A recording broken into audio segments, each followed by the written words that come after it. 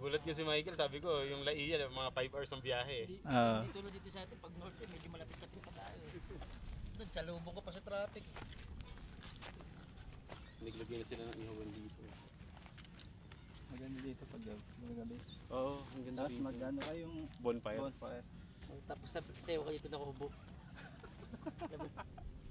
Labas-ipit mo no sa side. Bit-bit kami rito ng ano eh. Live ka labas-ipit mo. Nagbit-bit kami ng bayaw ko rito ng ano ng isang Red Doors na food.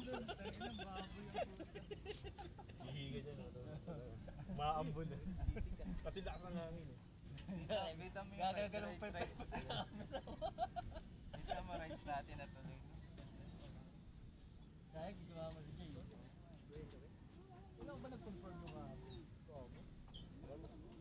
Nag-ano na daw siya kasi mga pagbagas. Natuloy kahit tanghali nila kaya. Oo nga, di ba? Usama pa namin, kaya yan. Mga alas 4 tayo alas kahit mga alas 5. Oo, tayo na usapan. Tapos alas 7 na. Alas 7. Nga, nagsinom kami siya tagay. Puminto na ako sa tagay. Para kayo. Nakailang lash eh. Sabi niya, nakatatlong lash yata. Last na to, pre. Last na to. Tapos maya. Ayun, last. Yeah, last ulit. Last na to, pre. Para ano, mapagpahinga pa. Daanin po nga talaga. Last na to, pag maya, pag last na to. Daanin po nga talaga. Anong oras na? Wala, alas 7. Kinuha ko lang yung susi niya. Ano man yung susi? Siguro ko yung motor niya, pinadakan ko na muna doon sa labas. Diba, picture niya kami, madulas ka pa dyan.